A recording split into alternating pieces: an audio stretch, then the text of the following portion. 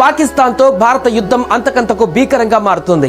తొలుత ఉగ్రదాడి, ఆ తర్వాత కవ్వింపు చర్యలకు దిగిన పాక్ యుద్ధానికి కారణం కాగా పాక్ తగిన రీతిలో బుద్ధి చెప్పేందుకు భారత యుద్ధ తీవ్రతను పెంచేస్తుంది. ఈ క్రమంలో జమ్మూ కాశ్మీర్ సరిహద్దులో దేశ రక్షణ విధులలో నిమగ్నమైన తెలుగు జవాన్ మురళీ నాయక్ వీర మరణం పొందారు. పాక్ జరిపిన కాల్పులలో మురళి మృతి చెందినట్లుగా అధికార వర్గాలు ధృవీకరించాయి. ఏపీలోని శ్రీ సత్యసాయి జిల్లా గోరంట్ల మండలం గడ్డం తండా పంచాయతీ పరిధిలోని కల్లితండా మురళి నాయక్ స్వస్థలం కల్లితండానే అయినా అదే జిల్లా పరిధిలోని సోమందేపల్లి మండల పరిధిలో నాగినాయని చెరువు తండాలో పెరిగారు. సోమందేపల్లి విజ్ఞాన పాఠశాలలో విద్యాభ్యాసాన్ని పూర్తి చేశారు. విద్యాభ్యాసం తర్వాత భారత సైన్యంలో చేరిన మురళి నాయక్ గురువారం నాటి పాక్ చొరబాటుదారులను అడ్డుకునే ఆపరేషన్ లో పాలు పంచుకున్నాడు. ఈ క్రమంలోనే పాక్ వైపు నుంచి దూసుకువచ్చిన కాల్పులలో మురళీ నాయక్ వీర మరణం పొందారు. శుక్రవారం ఉదయం మురళీ నాయక్ మృతిని ధృవీకరించింది. అదే విషయాన్ని మురళీ కుటుంబానికి కూడా చేరవేశారు.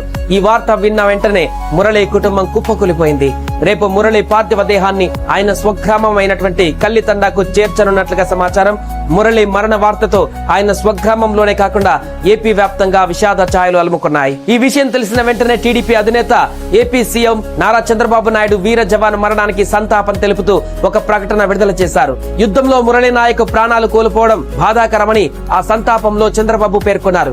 దేశం కోసం ప్రాణాలు అర్పించిన వీర జవాన్ మురళీకి నివాళి అర్పించిన బాబు మురళీ కుటుంబ సభ్యులకు తన ప్రగాఢ సానుభూతి తెలిపారు.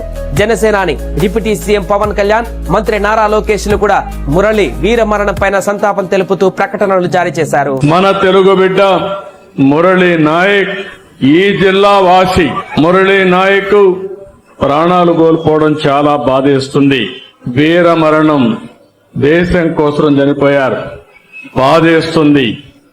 వాళ్ళ తల్లిదండ్రులతో ఇప్పుడే నేను మాట్లాడాను. ఈ రాష్ట్రం, ప్రభుత్వం, సమాజం మీకు అండగా ఉంటామని ఈ సభా సమావేశంలో హామీ ఇస్తున్నానని చెప్పి కూడా నేను మీకు తెలియజేసుకుంటున్నాను.